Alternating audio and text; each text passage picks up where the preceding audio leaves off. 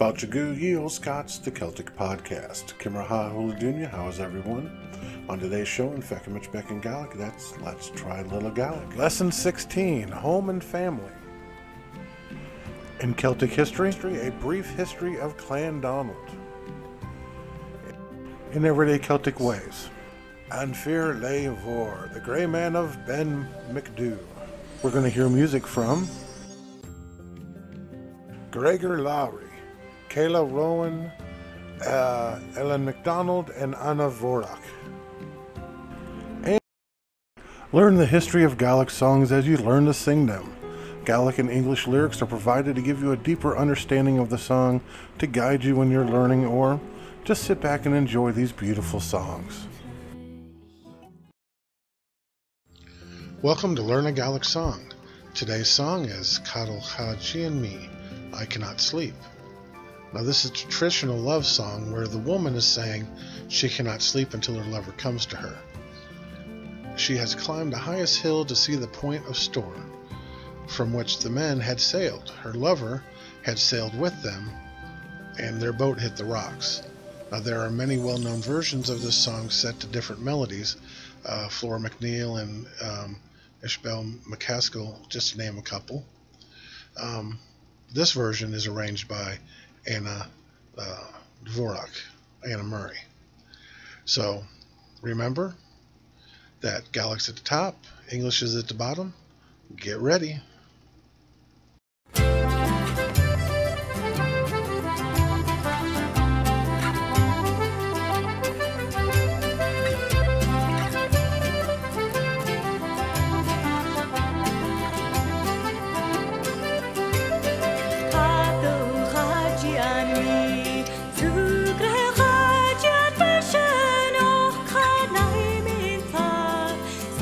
morning,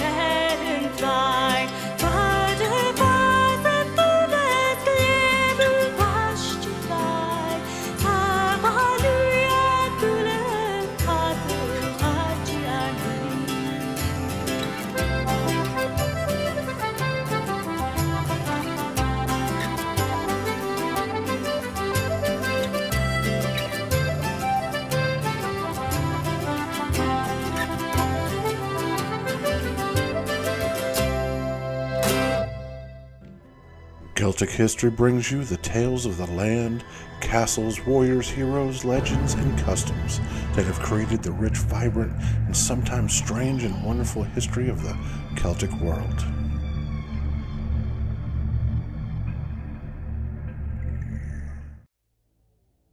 A brief history of Clan Donald. Part 1, Dalriada. For 1,000 years, the Western Highlands and the Hebrides were haunted by the memory of the great lords of the Isles.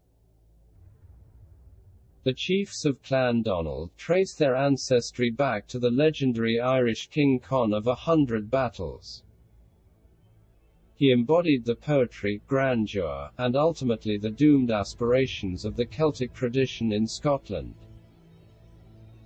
In early Celtic times, the name Alba referred to the lands of northern Britain beyond the great estuaries of the Forth and the Clyde, inhabited by the Pictish people called the Crunia. At the beginning of the 6th century, 3 Gaelic clans of Irish Scoti who were descendants of the Picts who had fought the Roman legions along the Hadrian and Antonine walls, landed in the western peninsula of Kintyre and established the Kingdom of Dalriada. Their leader was Feuchamaich, who was a descendant of the famous Irish King Con of 100 battles, and the reputed ancestor of Clan Donald. Feuchamaich settled his people along the West Highland coastline of Lorne and Argyll and colonised the southern islands of the Inner Hebrides. Tucked behind the great mountain ranges of True Malden, the Scoti consolidated their position, warring against the Pictish neighbours and the Celtic Britons of Strathclyde. Dalriada was often threatened by Anglo invaders who were advancing northwards from Northumbria into the lowland plains of southern Alba. In 843 AD, the Dalriadic king, Kenneth MacAlpin, either by conquest or inheritance assumed the crown of Alba and occupied the ancient Pictish capital at Scone. The Picts as a race thereafter disappeared from history. With the successive deposing of Gaidhlig in 899 AD and the death of Domhnall in 900 AD. This would have cleared the way for the ancestors of Clan Donald to take power in the West and the Isles. However, another group had set its eyes upon the British Isles, and would become a problem for a few hundred years. In the end, the Scoti are remembered for giving their name to the emerging realm of Scotland.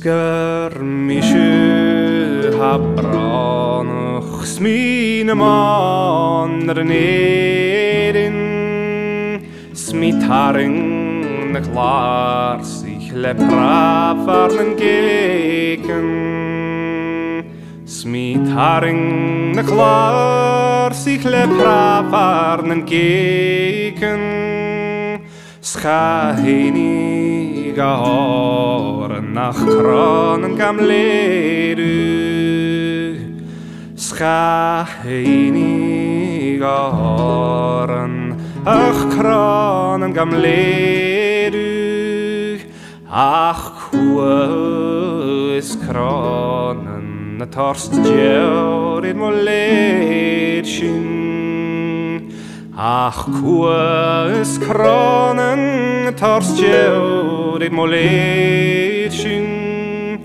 schahini kel ma aier no karm dem feesten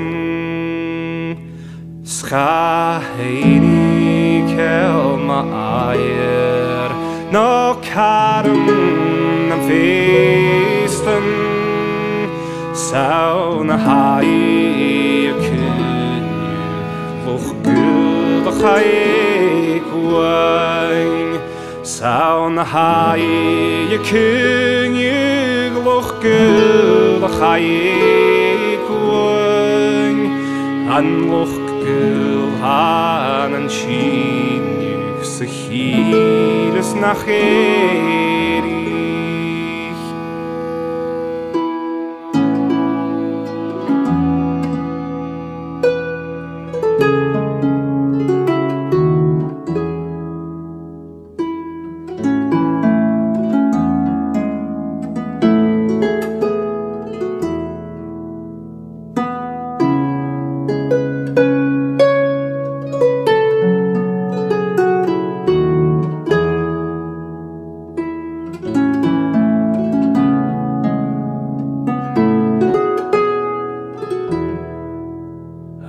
Loch gul hanen shinju se hiles nach erich snacht ushker lesos lekel hochetan snacht ushker lesos lekel hochetan Snacht ushker letan komandre no evnius Snacht ushker letan komandre no evnius Skarmische habron smine manre nerin Skarmische habronach smine manre nerin smit haring klar sich lepra varnen geken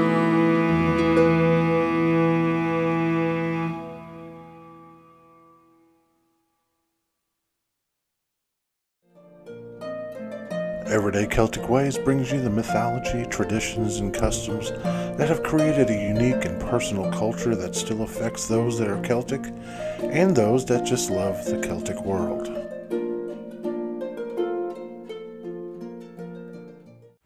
The Grey Man of Ben macdui. Almost everyone has seen the footage of Bigfoot in the Patterson-Gimlin film. That piece of film seemingly kicked off the Bigfoot craze across the U.S. and all over the world in 1967, but there were other sightings before this. However, it was in a place that embraces the supernatural. It didn't garner the press like the Patterson-Gimlin film did, but it did happen. The Grey Man of Ben macdui, or Amphir Lech Mor, is a sinister presence said to haunt Scotland's second highest peak. Is this a Bigfoot-type creature, or just a trick of nature, or the delusions of weary hillwalkers? Ben macdui is the highest mountain in the Cairngorm Plateau, a rolling Arctic wilderness and much wilder than Ben Nevis, Scotland's highest peak. It is said to be haunted by a wraith-like creature known as the Grey Man of Ben macdui. Those who have seen it describe a humanoid similar to the Yeti. Perhaps it is not too surprising, given that thousands of years ago, the Cairngorms are thought to have been taller than the relatively younger Himalayas. But the Grey Man, he's no gentle giant. Those encountering him talk of a malevolent presence, of a being filled with despair. In his presence, panic sets in. Many are hypnotically drawn towards the Lurcher's Crag, a cliff that overhangs the Lerach Grew, a large mountain pass which runs between D-side and Speyside. Those encountering the old Grey Man may have been plunged to certain death. But is the hysteria caused by seeing strange shadows coupled with the sounds of crackling rocks or the footfalls of wild animals? Who knows? The Grey Man of Ben macdui first came to the world's attention through the experiences of a prominent chemist, J. Norman Colley, a professor at University College in London, a Fellow of the Royal Society. A well-known mountaineer, he pioneered many climbs on the Isle of Skye and in the Alps.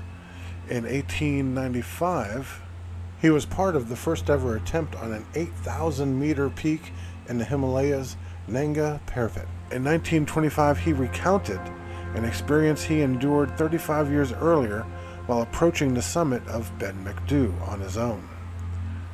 This is what he said.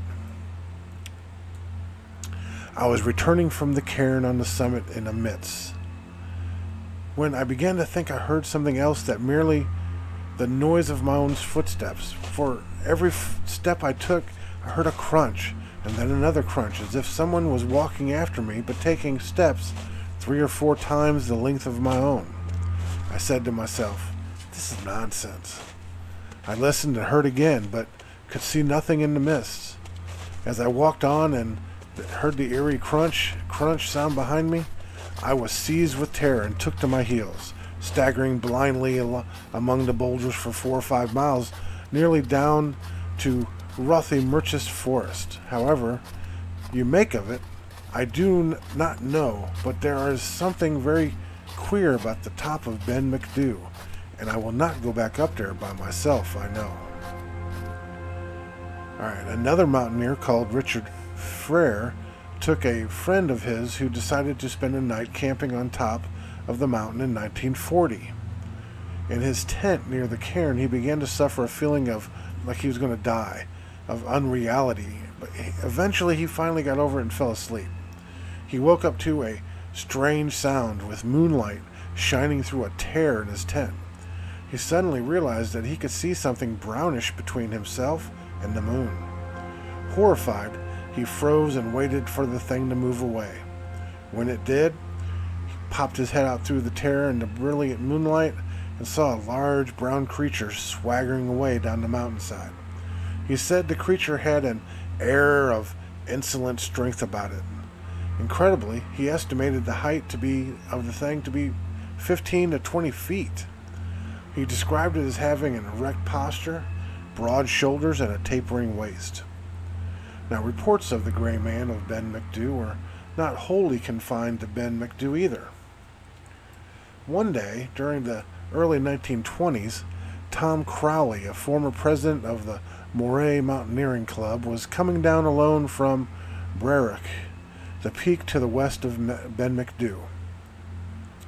He was horrified to see a huge, gray, mist-shrouded figure. It had pointed ears, long legs, and finger-like talons on its feet. Needless to say, he did not hang around for a closer look. In his book, The 100 Strangest Unexplained Mysteries, Matt Lamy shares the experience of 3 men who came face to face with an eerie, dark, human-shaped figure in a forest in the Aberdeenshire Deeside area. The Cairngorms, they stretched down to the Deeside. Now, they saw a face looking at them from between the branches, a face which they said was human, but not quite human. One man threw a stone at it, causing it to disappear into the trees. Several weeks later, the same trio were driving through the same area when the creature reappeared. This time it pursued them in their car, reaching speeds of 35 miles per hour before eventually it gave up the chase and simply stood in the middle of the road and peered after their car. Although there have been many alleged encounters with the Grey Man, few eyewitnesses have actually seen the creature. Those who have describe it as being a humanoid standing well over 10 feet tall, with long arms and broad shoulders. It is said to have an olive-toned skin covered in short hair. More commonly, people report feelings of uneasiness that causes, these people that climb the mountains, they just feel like death is upon them. Nearly all reports include the sound of footsteps crunching in the gravel just out of sight. There is some photographic evidence of some strange footprints in 1965. Footprints were discovered and they were measuring 14 inches or larger, and with a massive stride that covered around 5 feet. Now, there is some presence in the mountains of Scotland. Most people who encounter Feuchamaich Moor reported only hearing sounds. In 1904, climber Hugh D. Welsh heard unexplained slurring footsteps near the summit of Ben Macdui. In 1945, Peter Densham, a mountaineer and rescue worker, heard a crunching noise. And in 1948, Richard Frere, a climber, wrote of a feeling, a presence, utterly abstract but intensely real, on the mountain, and heard an intensely high-pitched singing or a holler. Then in 1958, Alexander Tunyon, a naturalist and mountaineer, published the following experience in the Scots magazine. In October 1943, I spent a 10-day leave climbing alone in the Cairngorms. One afternoon, just as I reached the summit cairn of Ben Macdui, mist swirled across the Lerich Rue and enveloped the mountain.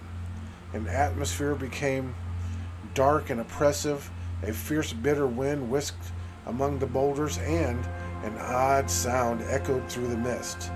A loud footstep, it seemed, then another and another. A strange shape loomed up, receded, came charging at me, and without hesitation I whipped out my revolver and fired 3 shots at the figure. When it still came on, I turned and I ran down the path, reaching Glenderry in a time that I have yet to better. You may ask, was it really the Feuchamaich Moor? Frankly, I think it was. Wow. Now, some people, they believe the Gray Man to be the guardian of the mountain. Others believe him to be the guardian of a gate to other dimensions. Yet others believe there are real 10-foot tall cryptoids covered in gray fur living somewhere on Ben Macdui.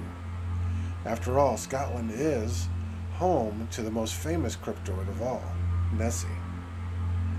Could he be one of the sea or the fairy folk of Scottish folklore?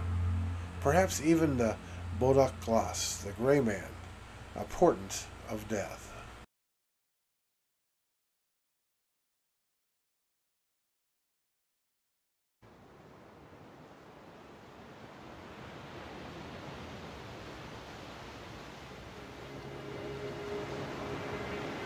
Anna te dach fuan, Quain fuan, ha te dach gar.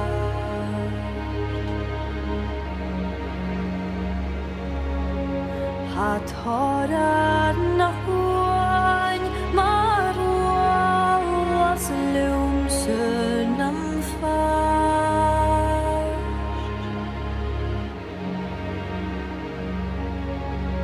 Gan fwhwch gan driwas, a slwys rych gan yf na tad.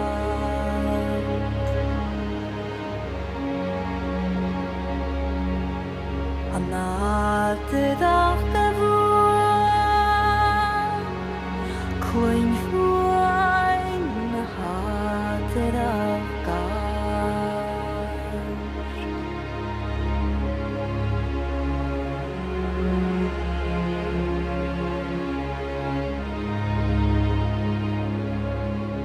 Na cailchin a siar hanyaring fwydach gybrach.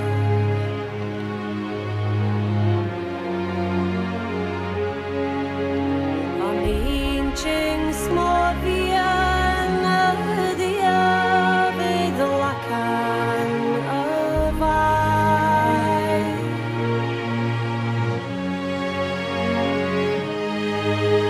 Ach iad sy'n fathiol yn gyddiaf yn cadref sy'n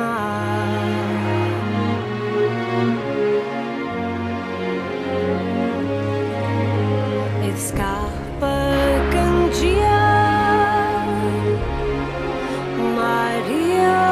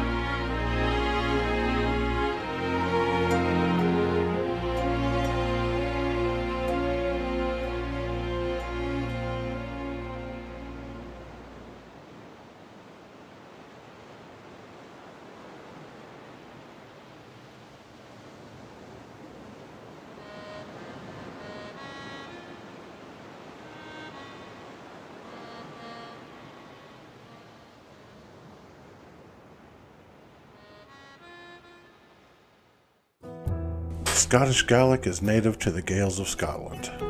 Scottish Gaelic developed out of the Old Irish, and learning this beautiful language can be a direct link to your Gaelic ancestors. Follow along in Feuchamaich Beagan Gaelic, and like I said, let's try a little Gaelic. Fauchagu, ye old Scots, Introduction to Scottish Gaelic. Kimra hula dunya, how is everyone? Alright, check it out. You already know how to say, welcome to and how is everyone? Now please remember that I am not an authority on the Gaelic language, I just love learning it, and want to pass it on to you. What I present comes from well-respected Gaelic teachers, so I hope you will find it interesting, informative, and fun. And as always, I display everything on the screen so you can follow along. Feuchamaich. Alright then, get ready.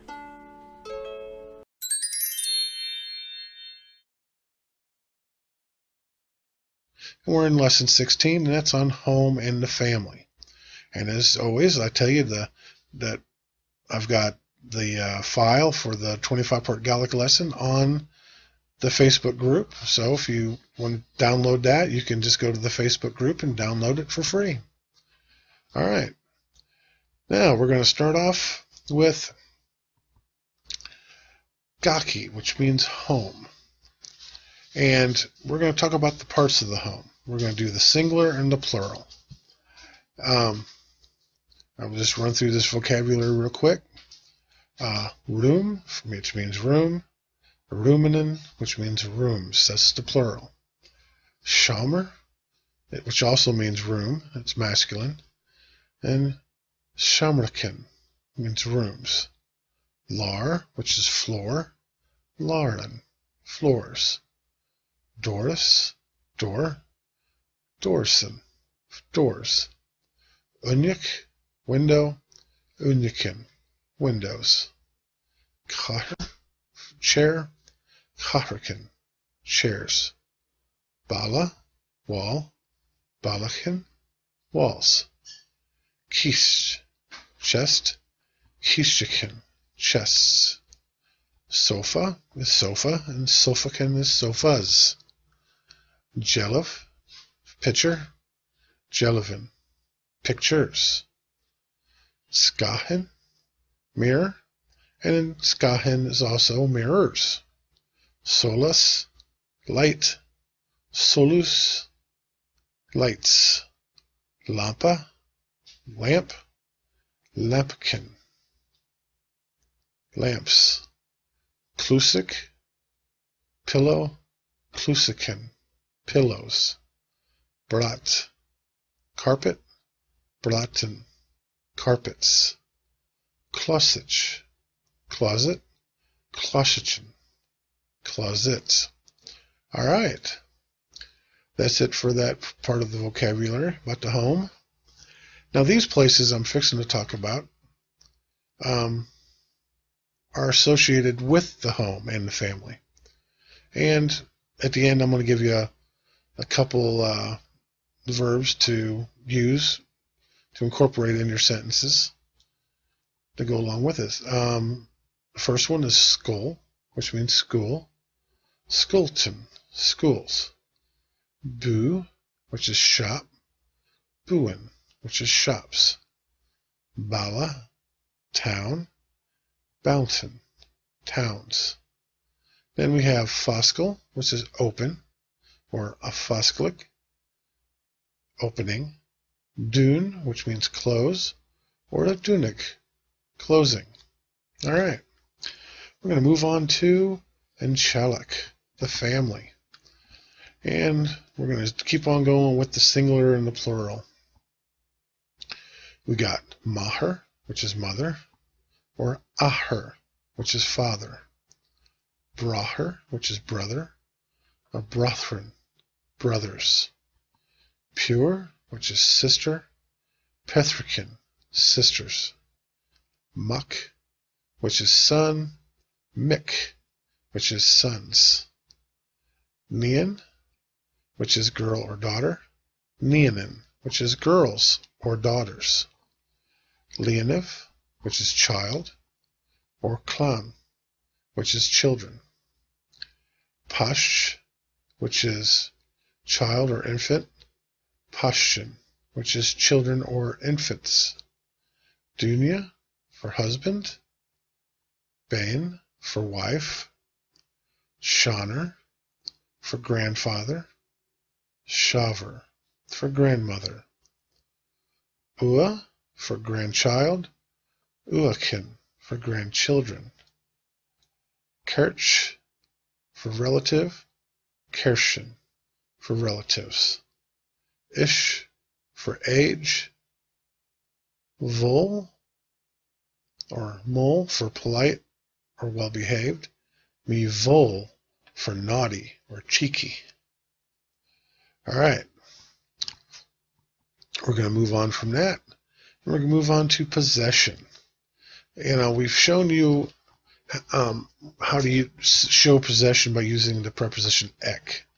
Ha Gaidhlig acum, I have Gaidhlig on me. But there are other ways you will see possession, and here's another way. Mo, which means my, and it always aspirates the next word. And do, which means your, and of course it aspirates the next word as well. And here's a couple examples. Mohunya means my husband, and Dovain, your wife. All right, and as you can see, aspiration, sometimes it's called lenition, means the introduction of the letter H after the first letter of the adjective. Now this always results in a change in the sound of the word. However, words beginning with L, N, R, S, G, S, P, S, T, or a vowel cannot be lenited. And then, of course, L, N, and R are affected, but only in their pronunciation, not their spelling. All right. That's it for today. I'm going to give you 6 sentences to translate, and we're going to start off with number 1. Ha and lampa la vord. Number 2. Avail do jelev la vala. 3. Ha mi fosklig and Doris ak. Ha mi dunig and umig. 4. Ha tri brachrin acum. 5. Ha achaun mi vol adolyaki. 6. Avail do herichin ashian yon vala.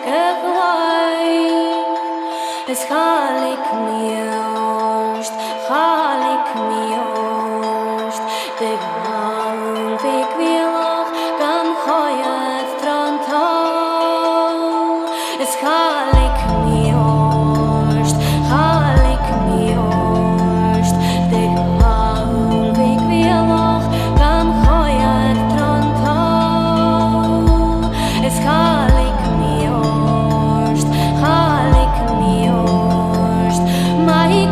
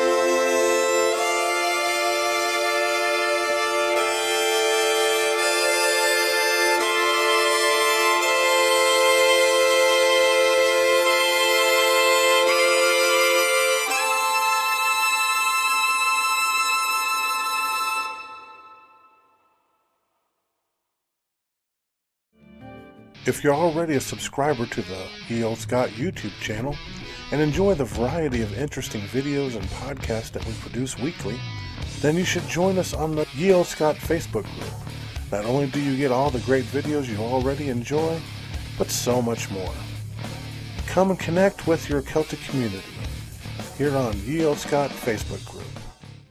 Goodbye, Apple Baby. Masha Weave. Goodbye, everybody. But I'm going to let you go with a song.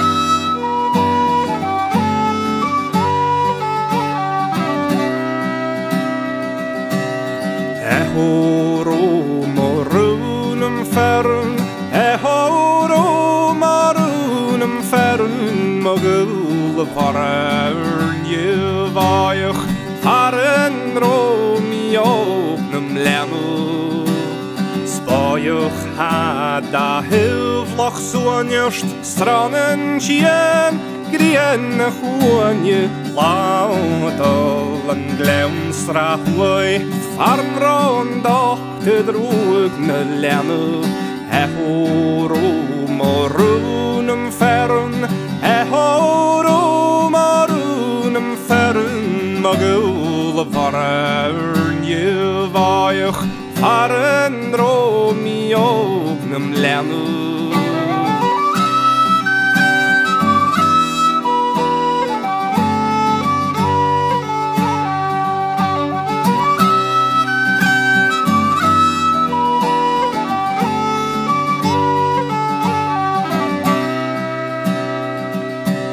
Så waren tien kalle gachtle loch silan en boych bein hian de boy phone janen chide vanje neut var ich horo morunum fern horo morunum fern magul varn je vaich faren romi ognum lenne.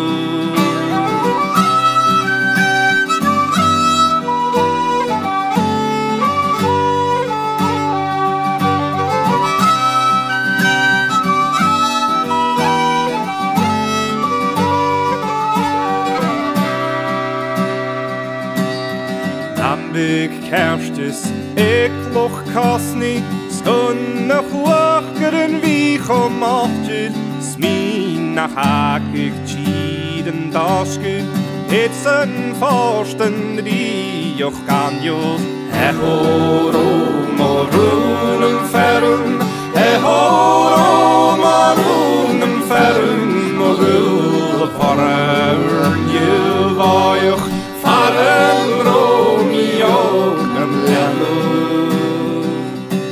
sorry boom har chuan gam chastim gum loch dos gach kamen galig en la his nach eich gebracht slans na mietjen belnoch horo morunum fern horo morunum fern magul varn je vaich faren romi ognum lenne